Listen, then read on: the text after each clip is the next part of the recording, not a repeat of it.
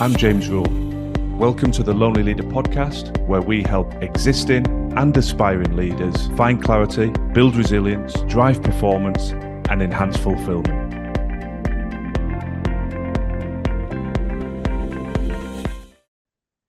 Feedback is not bullying. Holding somebody to an agreed standard of performance and behavior is not bullying.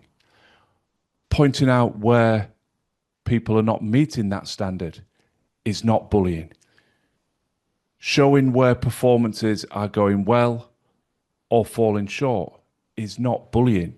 That is feedback, and that is a critical part of leadership. That is the job we are meant to do. We have to give people feedback on how they are performing as individuals and how they are contributing, supporting, or indeed compromising the performance of the wider team in which they sit.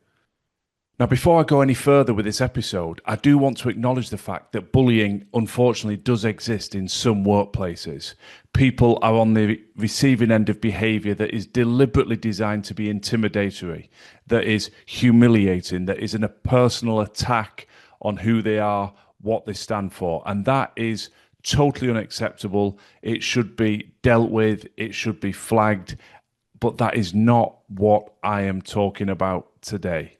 What I'm talking about today is something altogether different, which is unfortunately becoming confused with bullying.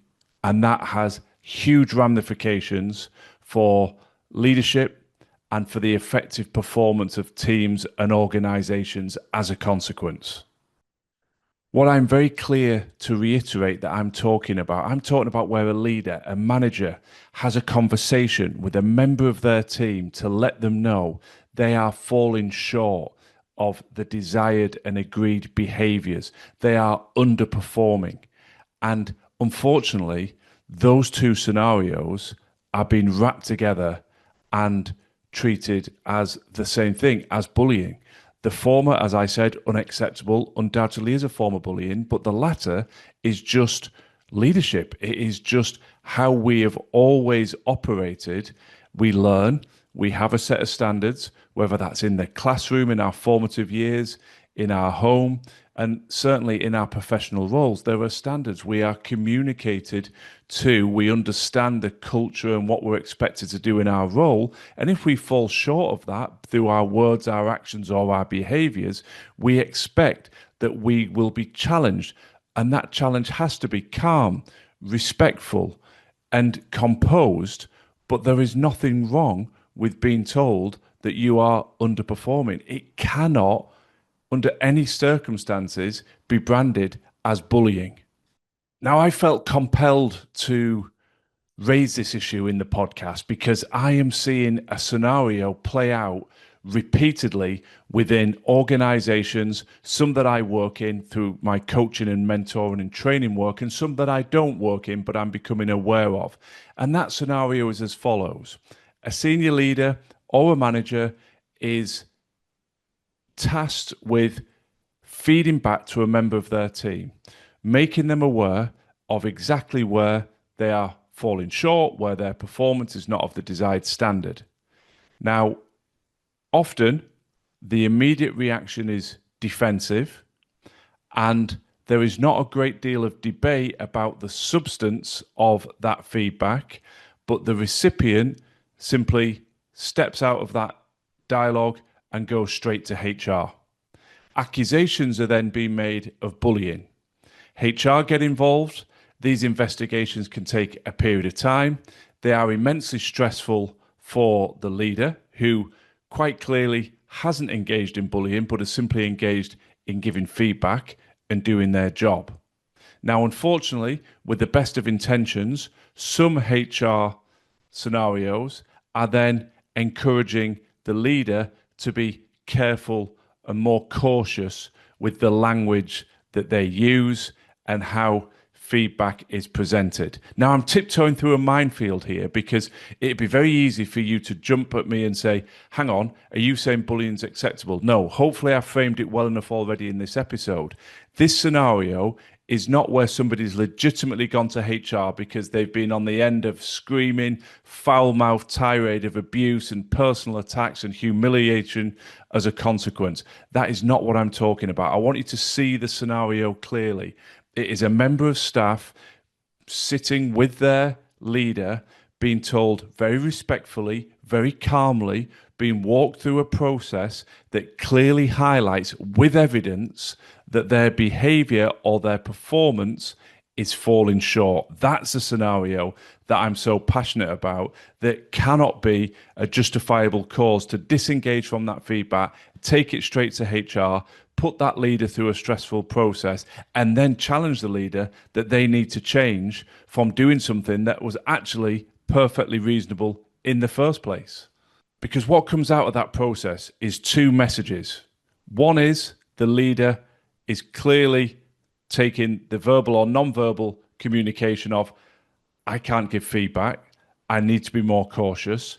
If I give candid feedback, I'm going to be investigated or I'm going to be accused of bullying by HR.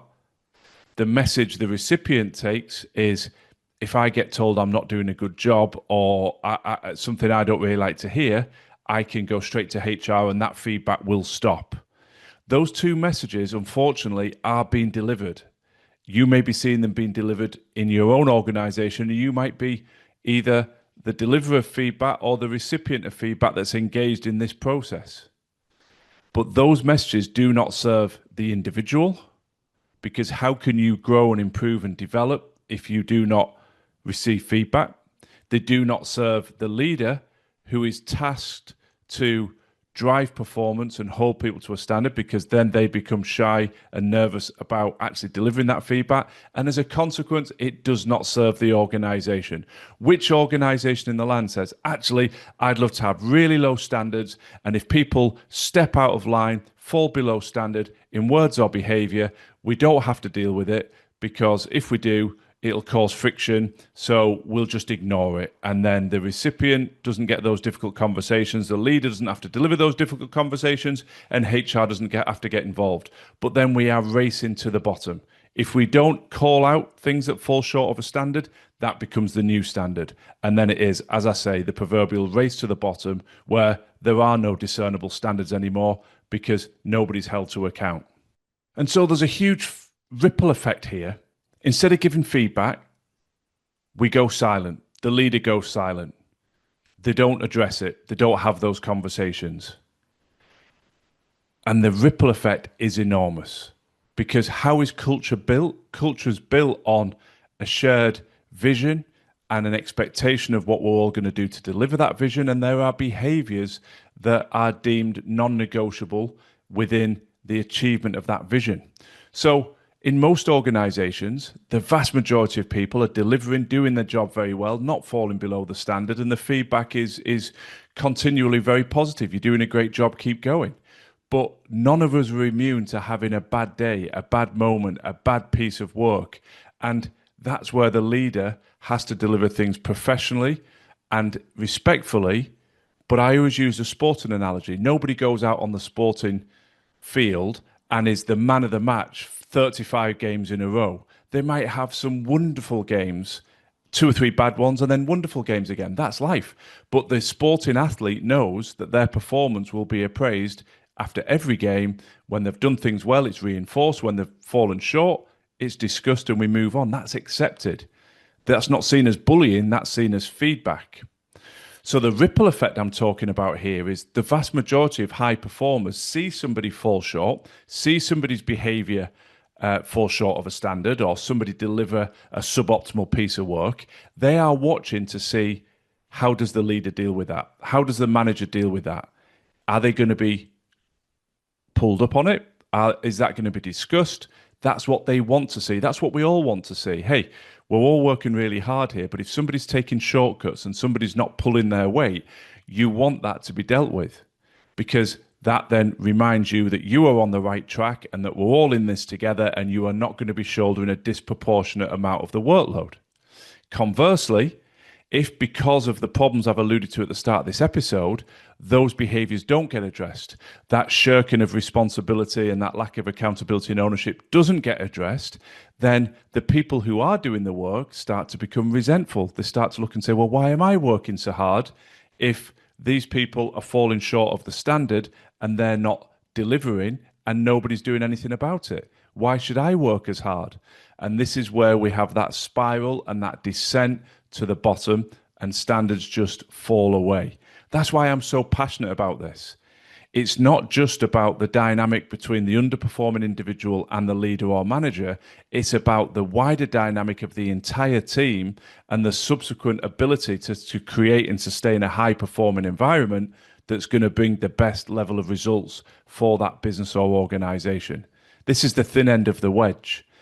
I want to close this episode by talking directly to the leader that has experienced this. Some of you listening will have experience of having delivered feedback that was fair, that was calm, that was evidence-based, and had that feedback used against you.